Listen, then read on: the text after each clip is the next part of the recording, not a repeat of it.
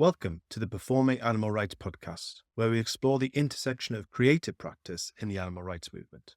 I'm your host, Ben Hunt, performance artist and researcher in performance studies and animal rights activism. Each episode, I sit down with activists and creatives who are using the arts to push boundaries and challenge the way we think about animals, the environment, and our roles in both. Today, I'm excited to be joined by Lee Brace, an award-winning actor, comedian, and writer known for his character Dawn Chorus, a quirky ornithologist blending humour with bird facts and vegan advocacy. Lee's performances have captivated audiences at major events like VegFest UK and Vegan Campout, where he seamlessly mixes entertainment with activism to raise awareness about animal rights. With a passion for puns, interactive skits, and musical parodies, Lee's work highlights how comedy can be a powerful tool for social change. In today's episode, we'll explore how Lee developed Dawn Chorus, the unique role of comedy in the animal rights movement, and his vision for pushing vegan comedy into mainstream spaces. Let's get started.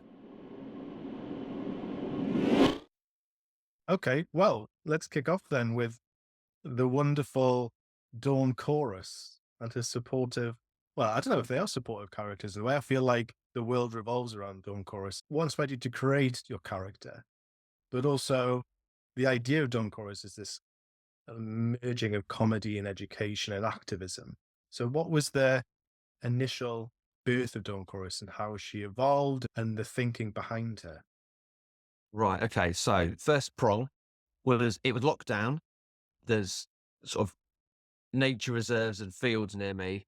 I really wanted to create this. I've always wanted to do this bird watcher character and upload little videos about different birds that you can hear. It's during the Dawn Chorus, International Dawn Chorus Day in April, where all the male birds start going to the top of the trees and calling for their mates and defending their territory. So I started doing that in this field near my house and just really enjoyed it. Honestly, it's insane. Like just in bushes with a wig and fake teeth. It's like I'm having a breakdown, but I was loving it.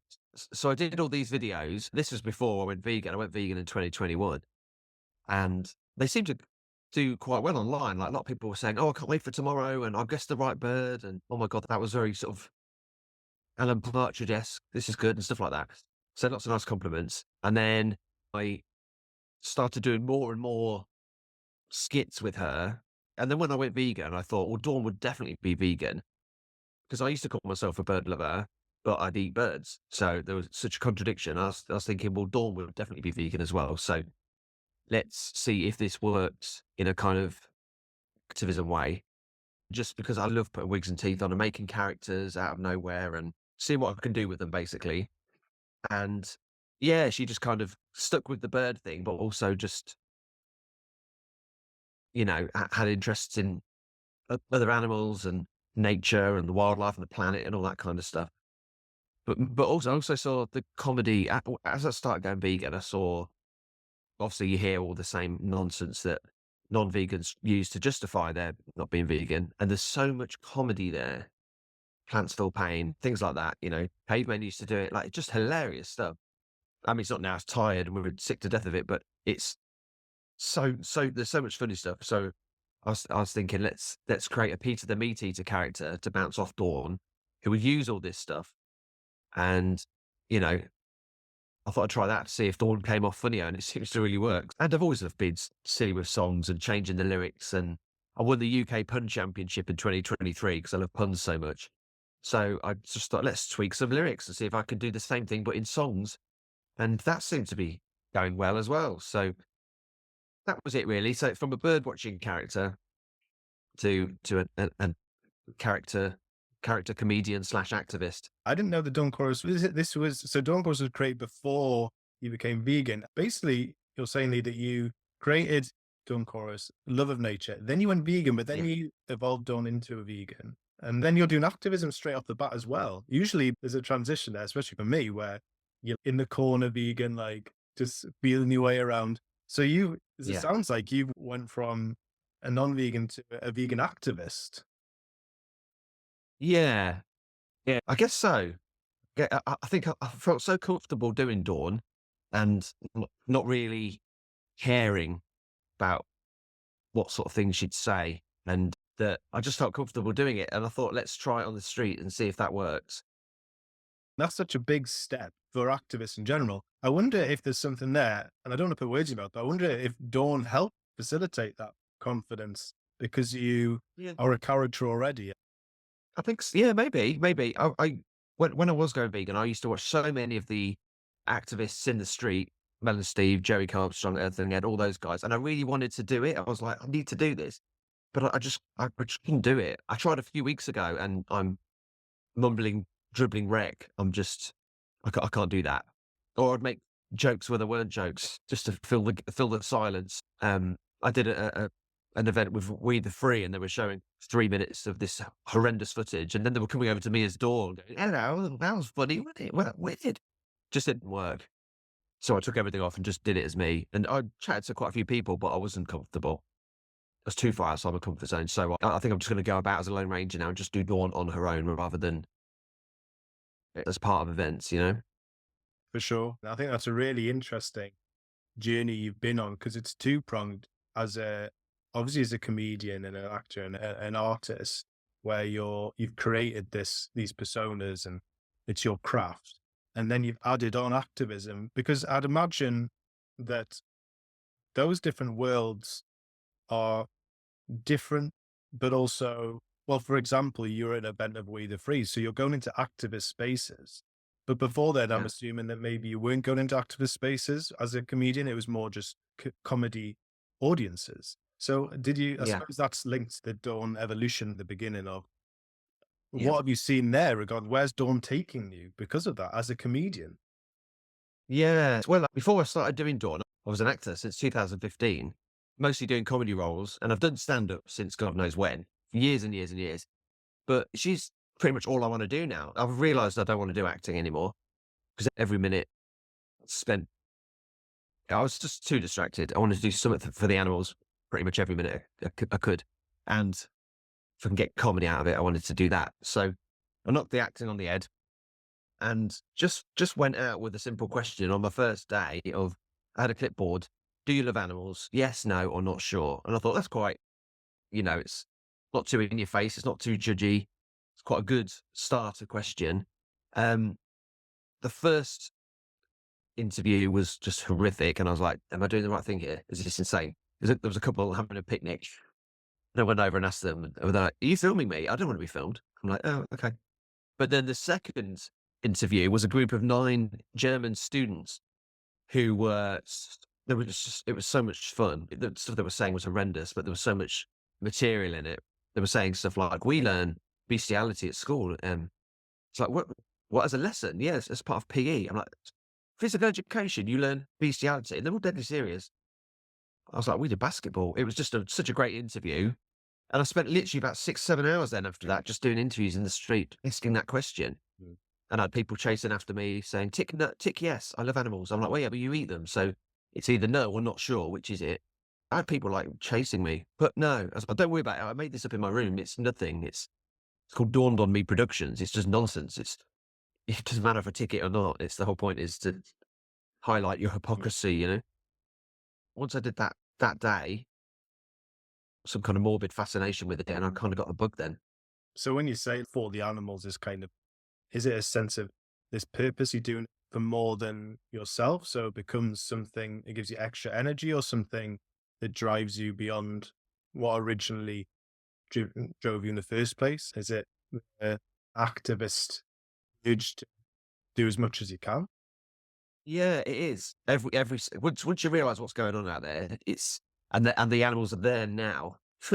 It's not like next week they're going to die. They're dying this second, and this.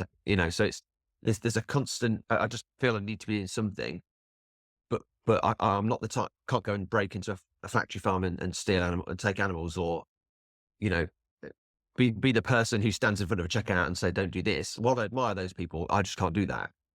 All I can do is highlight it in certain other ways with my stupid face and my silly puns and a wig. Yeah, that Dawn really isn't that much of she's not too far a character from me. It's just a good way of me start conversations, really. Just a wig and teeth. Like people are like, well, the wig doesn't look real. And you've got no lenses in your glasses. I'm like, well, no, it doesn't matter. And I get comments like, you're definitely vegan with those teeth. And I'm thinking, well, A, you're normally arguing about our big canines, returning to me, and B, like, they're clearly fake joke teeth that I'm aware of, as if I'm not aware of these. But they're just props for me to be able to engage with the public because too much of a coward to do it just on my own. But then I realised can't help but making jokes and trying to be funny when I'm dressed as Dawn. So it just works. I can still do comedy, which I enjoy, and do as much as I can for the animals at the same time. You know. Yeah, that sounds like such a really sweet spot of utilizing your skills and your passions and then, yeah, doing something for a cause. Just thinking of the animal rights movement, where do you see comedy and not specifically your role, but maybe Dawn Chorus and other forms of comedy? Where do you see it in the animal rights movement as a whole? If you do, as a tactical thing, but also as like a cultural thing and a push for animal liberation? Animal rights is full of trauma and sadness. And like you said, it's happening every second of every day. It's unbearable. So where do you see it Yeah. in that respect? Well, as you say, it is unbearable, and a lot of vegans really suffer with their mental health because they know the stuff, they've seen the stuff. So a lot of the comedy I do is one big in joke for them, for the vegans. It's some light relief because they get the same nonsense. They get isolated, they get targeted every day. Where's their relief? And there's not that much comedy out there that it is for them. So, I kind of do Dawn so that they can have a bit of time away from the horror and just to sort of laugh a bit and go, God, you've got to laugh, because otherwise you'll just explode. So I think there's room for a lot of it, like the culture and tradition element. There's lots of just nonsense, stuffing a dead bird at Christmas and, you know, things like that. And the Yulin Dog Meat Festival, just all these traditions and things that it's just, none of it needs to happen. But so many people aren't aware of it. And me pointing at them and telling them this is horrible. This is horrible. The world is horrible. We're all going to burn. Doesn't help. So if I'm able to tell them the world is burning in a funny way, then I think people will be more open to it. Um. So yeah, the costume's a good conversation point. It's like, oh, look, you look weird. What's this? But then hopefully with the humour aspects, I think there's room to educate people on it. Because I used to work for this company years ago that did training videos for big companies in America, huge companies, and they had thousands of staff, and the training all about compliance and all that kind of stuff. It was so boring, so dull, and people used to hate training sessions, used to try and get out of them. So I worked with this company, and they started making a comedy series, like a sitcom. I was this young apprentice guy who would teach all these crazy characters about compliance, but it's done in such a slapstick, funny way that everyone couldn't wait to tune in to the next episode. And we went to America once to Houston and met all the staff, and we were celebrities. There's cardboard cutouts, we were signing stuff. I was like, it's a sitcom about compliance. Like, it's not Modern Family, but it's honestly, they loved it because everything was going in Mm. whilst they were laughing at it. And I thought that's such a good tool. Yeah. John Cleese years ago did set up a company where he'd teach companies and corporations, you know, the rules of the business, but he'd do it in a sitcom sketch show format. It's genius. I think comedy really, really works at getting a message across to people. Yeah. Yeah, for sure. I think there's something that sticks in the brain when we engage with something that is either absurd or just different and out Yeah. breaks stereotypes maybe as well. Because if Yeah. someone dressed in black approaches someone on the street with footage of a factory farm, by all means, let's Yeah. talk. But also, like, I know you're a gender person dressed in black with a big screen. Yeah. Like, whereas there's this Yeah. subversion, isn't there, with comedy, which is interesting. I mean, you could take it back to Greek and Commedia dell'arte stuff. So it's interesting thinking of it Yeah. historically. And like you said, in the corporate world, it's utilized. So why not in the activist world as well? I think that's fascinating. Yeah. See, easier way of telling a story, isn't it? Without, upsetting people too much. Yeah. They'll be upset eventually because they'll learn stuff, but they don't want to be upset. Yeah. by a Yeah. random stranger. He's introducing it to them. Yeah, it's like an access point. It's like an open door and be fascinating. And it's interesting you Yeah. said at the beginning of that about how Dawn Chorus is equally just about helping vegans and it is reaching out to the public, which is a common trait that I wasn't expecting in these interviews of Yeah. artists and activists saying, we do this because we want to get the message out, but we do this also to engage activists or as a way of making activists feel they're not alone or they are Yeah. understood. So that's a fascinating dual purpose where Dawn Chorus is also a therapeutic tool for the movement as well, avoiding burnout and building community and building understanding. Can you speak to that experience when you started moving into these activist circles with Dawn Chorus when you turned vegan and you went into that? Well, when I used to watch the footage, the interviews and stuff, I basically had an awkward conversation at a party once and constantly relive it in my head where I win every time now in the shower. But it was an uncomfortable conversation, and I kind of wish I'd known what I know now Yeah. to be able to do better because I felt like I hadn't given the animals a fair shot there. So I watched as much as I could, became obsessed with reading everything, watching everything. Everything on TV was outreach or, Dominion and stuff like that. I basically went full pelt and it was horrendous. And you get through it and you kind of come numb when you come out of it the other side. You become immune to it almost, don't you? Not immune, but, it's easier you can watch the stuff. Yeah. So yeah. So, but when I did watch those things and did all my research, there was no light relief anywhere. There was nothing that I could just go, oh, there is hope. There is hope in the world. Very rarely did I go, I felt very alone. And then you go to your mates, because none of my friends are vegan. I go to all my friends and my family. They all just didn't want to know. They didn't want to hear the V words. They don't want to talk about it. They just think it's, some phase that he's going through, I'd have loved back then a comedy character going out just bringing these awful topics up in a comedy. I'd have loved that back then. Probably wouldn't have loved me doing it, but somebody else. I can imagine a lot of activists resonate with like going to see Dominion or standing on the street with footage behind you or seeing undercover footage and just being like it's just part of it's always in the back of your head. It's draining. It's just this kind of constant awareness of suffering. Yeah, Whereas, and then you're like, I wish I had that. And then there's this fascinating kind of merging together of like, well, let's make this happen and create something quite yeah. special. And just through social media, which you're prolific on, by the way, and it's really impressive. And it'll be great to talk to you about that later.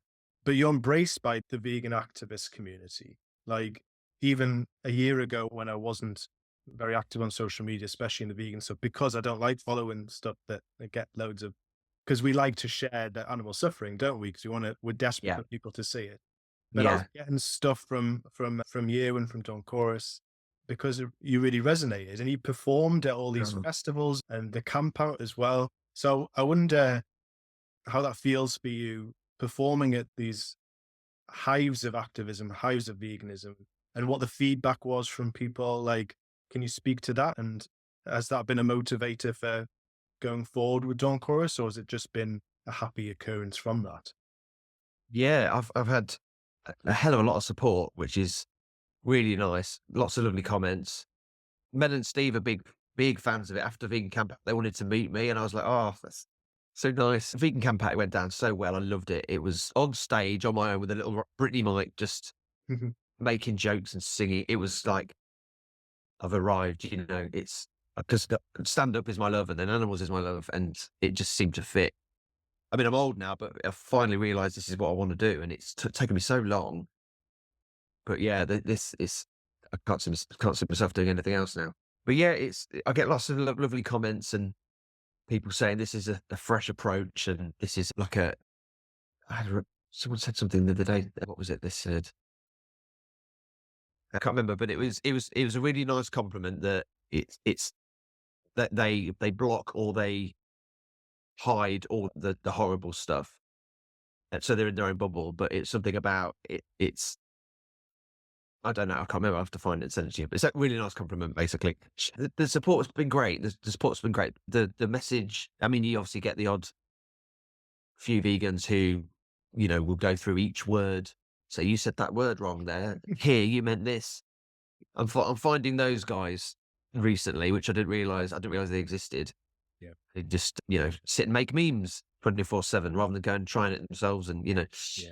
if that's what you're good at, then if you're good at the computer stuff, then that's fine. But it doesn't matter. What I try and sort of say to them is that it doesn't matter how you do it, as long as you're doing something to open people's minds to directly save an animal or to open people's minds to possibly defending and saving animals. And then you just try everything. This Dawn Chorus might not have worked. Comedy might not have worked. I was very much expecting it to be like, come on, mate, this is a horrendous topic. Put the wig down. You're making a mockery of this. Mm. You know, it could easily have gone that way. But I think you've just got to use whatever skills you've got and just try everything. Like there's hip hop artists now. There's people rapping, which just amazing. There's, don't know. I've not seen vegan magicians yet. Hopefully maybe they can make factory farming disappear. Yeah. I don't know. Maybe I should get into magic just for that. That's a great But idea. yeah, there's so many different ways you can approach it. I'm just excited to see more, really. That's really nice that you got that support. And yeah, that's an interesting point about it. I think just my experience with the vegan community, they're very supportive, but they're very particular as well. The criticism is usually like, we need to do it this specific way to make the change.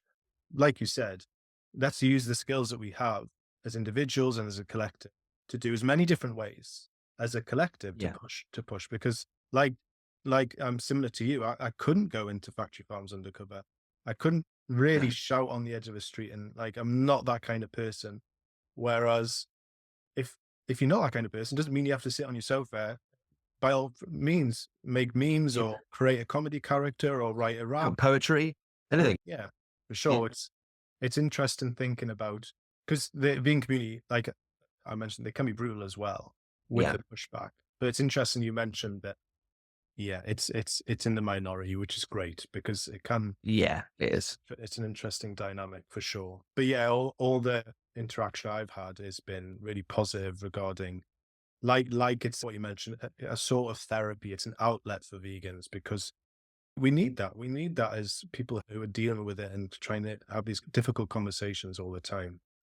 Just thinking about Dawn Chorus and, well, it's two pronged. When you say you've had feedback, positive and negative, and the events you've attended and thinking about going forward, is there as Dawn Chorus and your other characters, by all means as well, changed from the vegan carnation to now? And do you envision something more? Because Dawn's done loads of stuff. She's been on speed dates. She's been doing a street activism Yeah. and all the songs. Is there a kind of an evolution there from when she began as a vegan to now, and then to now going forward as well? Yeah, I wanna put her everywhere, really, all over the shop. And I'm writing a show at the moment. I'm trying to move into the non-vegan audience with her as well now, rather than just preaching to the converted, singing to the converted. Working on a show called I Can Make You Vegan, where there's an hour where I'm inviting only non-vegans to come along and to sit through. I'm daring them to sit through an hour of my show with comedy songs and stuff, but there will be a bit of graphic footage, there will be hard stuff, but that's the whole point. I'm daring people to sit through it. It's a bit, whether people will turn up, I don't know, but it's kind of like put your money where your mouth is. If you can never go vegan, you should be fine sitting through this hour with me. So let's do it. So that's what I'm working on next. I also took part in a stand-up competition recently for the first time performing to a non-vegan audience. And it went down really well. I got through to the quarterfinals, which is in a couple of weeks. I was like, I'm not a judgy one, don't worry. You can be vegan, vegetarian, or a flesh eater. It's up to you. I'm changing that to corpse muncher next. The next one. See how far I can push that. I also did a segment where I talked about gassing pigs alive in gas chambers and macerating chicks. I did this whole thing, and then at the end there was there was the payoff. So there was a sigh of relief and a laugh, and it went down really well. And they put me through to the next round. So it's like there's scope here for me to be able to push it in sort of a Dame Edna Everage way. It'd be interesting to see how far I could push it, and till I'm basically just telling them about this horrible world and see if they're still following me. I'd love to get a Piers Morgan interview in as Dawn. I really would. Well, you could definitely imagine that happening. So you're pretty much talking about bringing vegan stand-up into the mainstream stand-up scene, which is really exciting. And that is a thing that's coming across more and more in arts, because even a few years ago, from my own experience and my own research, that it was very much in the bubble of going to vegan fairs and seeing specific art for vegan activists and Yeah. vegans. Whereas now there is a real hunger and desire to be mainstream and to be in the public eye, which has become more and more acceptable as veganism becomes more acceptable. Yeah.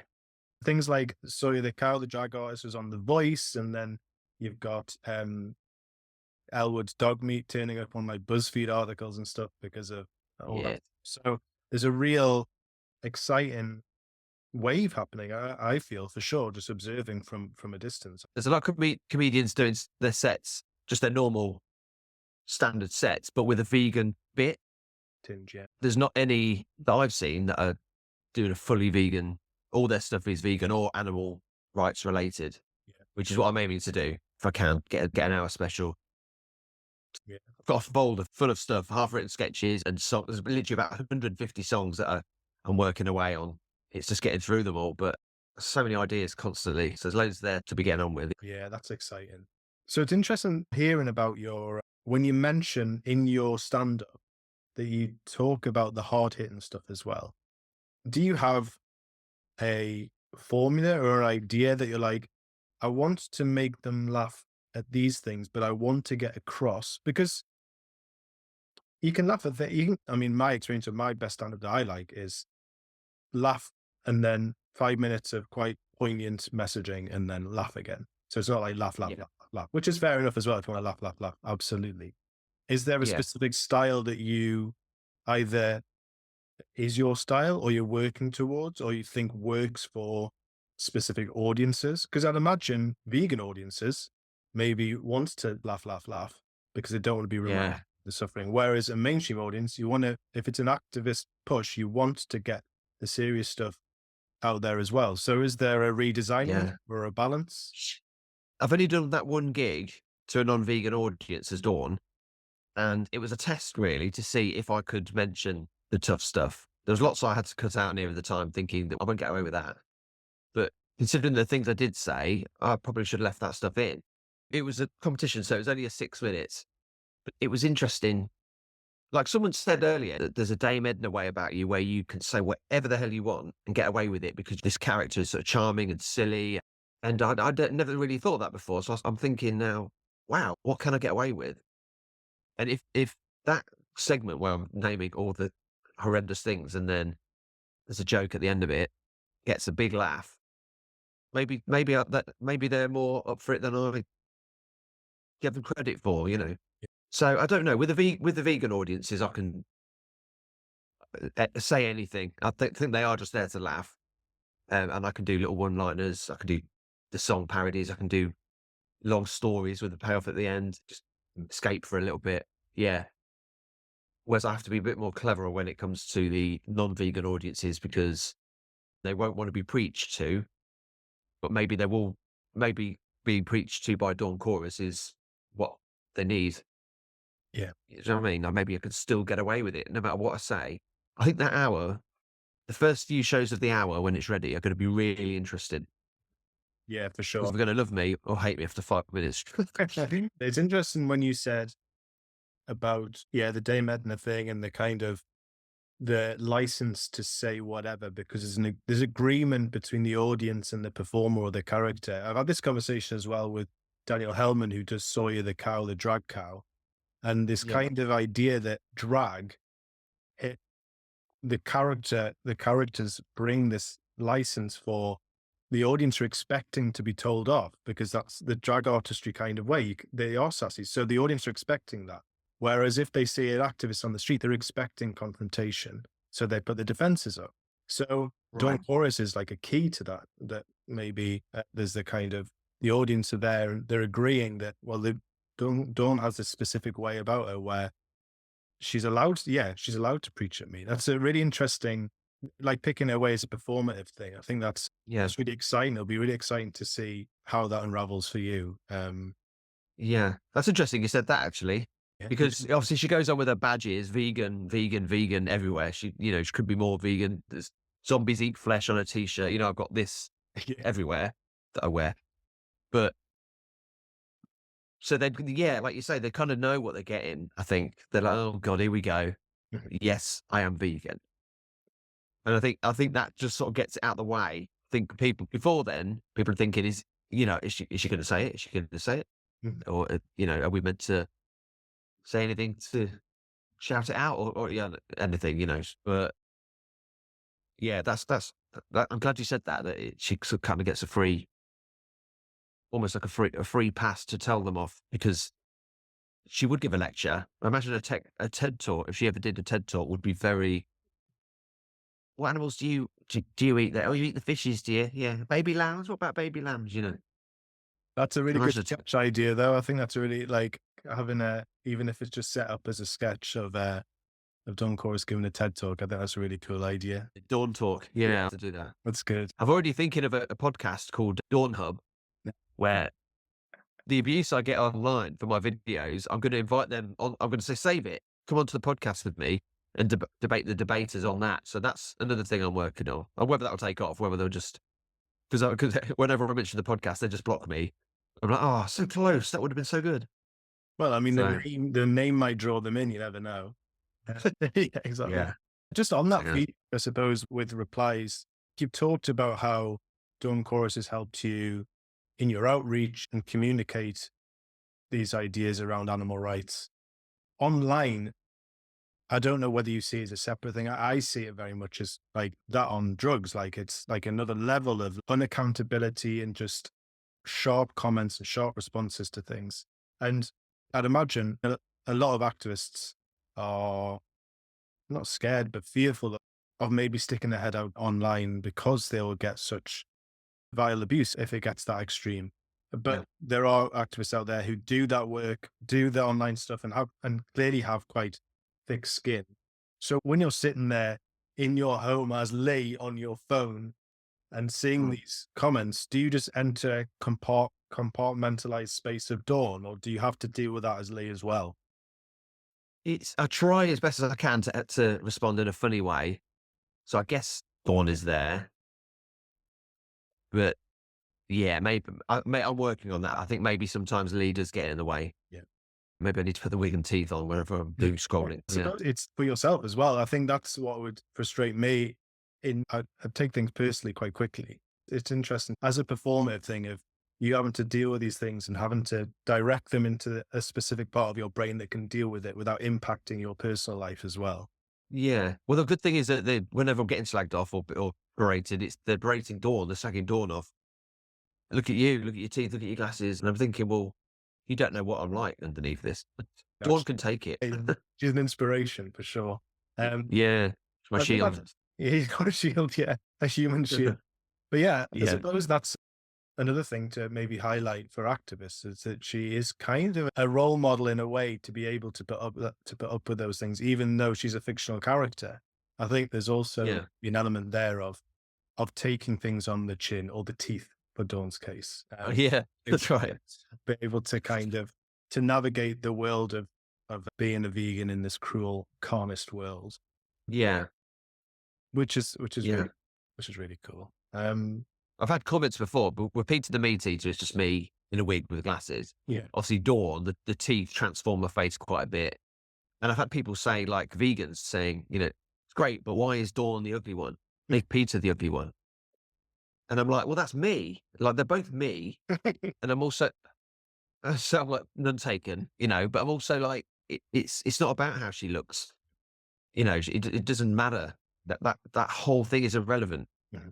It doesn't matter how, you know, none of it matters. It's the content, it's the views, the topics that are brought up and how they're brought up that matters rather than just, people are going to think vegans wear double denim. They're going to think they have messed up teeth. It's like, well, I do wear double denim and I do have messed up teeth, Yeah. but it's irrelevant. Yeah. It's whatever gets the focus on her. It's like almost like a magnet. Like I'm drawing them in with this idiotic, silly wig wearing woman, and people are drawn to it because they want to send her abuse or they're intrigued. They want to watch her. But she's doing exactly what I wanted to do then. Yeah. Yeah, I mean, that's clowning in a way, isn't it? Of like bringing this stereotypical but also exaggerated physical version and then hitting them with the substance. It's the lure in. I think that's really exciting, Yeah. really interesting. Because you're right, you could easily just be you doing the material, but there's another dynamic here. There's another layer there. Yeah, because I was doing some street stuff at Christmas, and again, there's people with the TVs showing the stuff, which is amazing because people, I think people need to see it. They need to be shocked into Yeah. see it, and I think they're brilliant. Those guys that do that. But people were walking around, crossing the road, or walking around trying to avoid it. Was with Dawn, they don't. They want to just stay this, you know.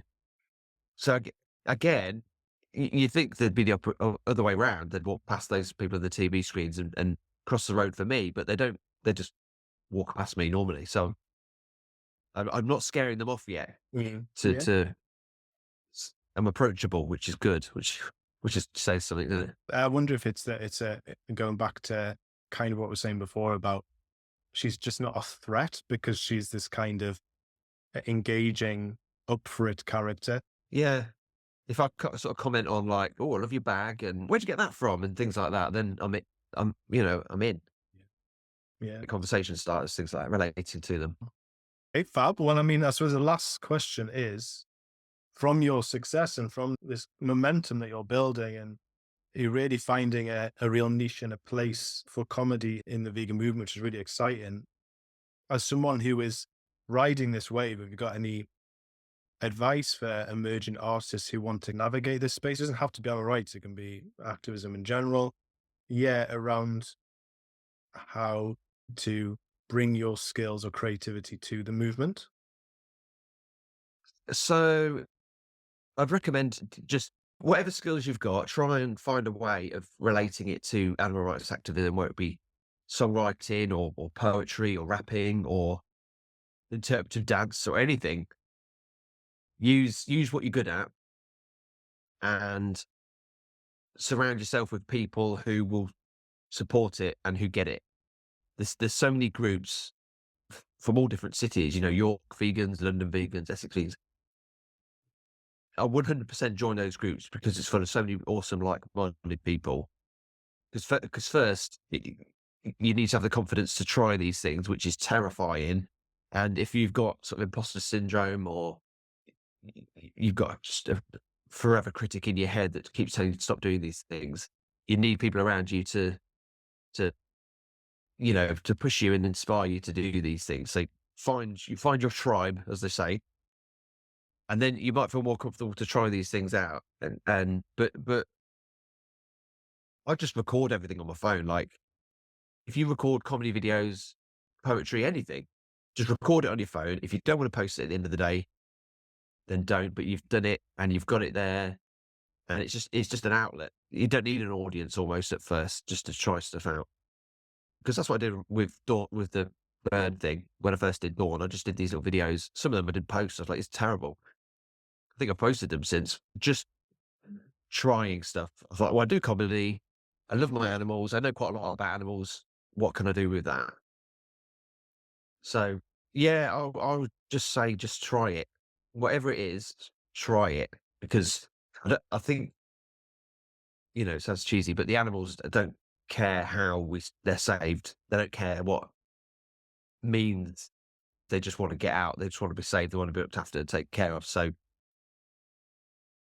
we desperately need whatever talent and skill you have to get them out there to make people aware. So whatever talent you have, put it into an animal rights format and get it online or get it in the streets and do it. Literally, even just standing there holding a sign as part of a group is a big deal because you're doing a bit and you're just not at home doing nothing, You're just sitting there worrying about these things. Personally, I can't not act on it when I know what's going on at the moment. I can't 24/7. I can't not think about it. So yeah, if you're that passionate, just start today. Start making some stuff. Great. Yeah, that's really heartwarming, that sentiment, and the sentiment as well of there's communities out there that are hungry for this for themselves as well as for the movement. And I think that's a really Yeah, salient point you're making. There is a very supportive community out there ready, like, yeah, and without that, I mean, starting comedy just generally, I'd imagine, without that community is incredibly lonely, can be incredibly lonely. So to already have that Yeah. tailor-made community ready to go, those audiences are there. That's so true. When I did stand up years ago, it was so lonely. It really was. I did it for years. I'd go along to these gigs, not really socialise. I'd try, sit in the corner, do my 5 minutes, go home on my own, thinking, oh, I want to kill myself. Let's book another one in tomorrow. But yeah, with vegans, they're all up for it, and just haven't got to worry. There's a regular comedy group, a comedy company called Artie's Parties. They do comedy gigs all over the country, and they have fully vegan venues with fully vegan lineups, and every penny raised goes to animal sanctuaries. They're just amazing, and I've done a few of those, and I've never known gigs like it. For 25 years doing stand-up gigs, I've never had gigs as lovely as these Artie's Parties ones. Just afterwards, you just socialise, you just talk to people, everyone sort of photos, and just really, really lovely. And I know people always say, "I wish I'd done it sooner," but if knowing this was here, God, I wish I'd done it No, way back before I started stand-up. Yeah. yeah, for sure. That's beautiful. Just on gigs, have you got any coming up that you're excited Um, about? yeah, I'm doing a gig in Canterbury at the Arlinge Theatre, Oh, fully vegan theatre, finally, amazing. with some friends of mine, Be Friendly, musicians, reggae, they're brilliant. We'd do a two-hander, like, about an hour each or something like that. So on Saturday, the 26th of April, I think it is. So that should be good. And, that's it at the moment. I'm writing loads of stuff, so I'm not booked anything in yet, but I do need to start booking more in. Yeah, well, I So imagine hopefully, with the summer coming, there'll be quite a lot of vegan opportunities, at least for sure. Yeah. yeah, definitely. The sanctuary gigs and stuff. I was at the weekend, so I hosted that event, Oh, and nice. they raised about 3 grand for Surge Sanctuary, which was great. Yeah, so that was nice. But again, that wasn't really a gig. It was sort of doing a raffle and holding it together and just talking about the residents at the sanctuary and stuff. But that was good. In the vegan community, with businesses, small or large businesses, or festivals, people just send your name around, and people just contact you out of nowhere and say, "Do you want to do this?" And you're like, "Yeah, all right." What do you charge? I just go, "Well, I just want to do it. I just want to be there and do what I can." And so most of the stuff is for free, but it doesn't matter because it's just so much fun to do. I've Well, not had one bad event yet. Yeah. amazing. Well, good on you. That's a beautiful thing. And yeah, it's really exciting times for creativity and activism. So yeah, all the best to you. Thank you. It's been really nice. And that's a wrap for this episode of the Performing Animal Rights Podcast. A huge thank you to Lee Brace for sharing his journey and insights into the power of performance, humour, and creativity in animal rights advocacy. If you'd like to follow Lee's work or catch Dawn Chorus in action, you can visit his website at leebrace.co.uk or follow him on Instagram at plant_braced. For more episodes, resources, and information, visit performinganimalrights.org. Thanks for tuning in, and until next time, goodbye.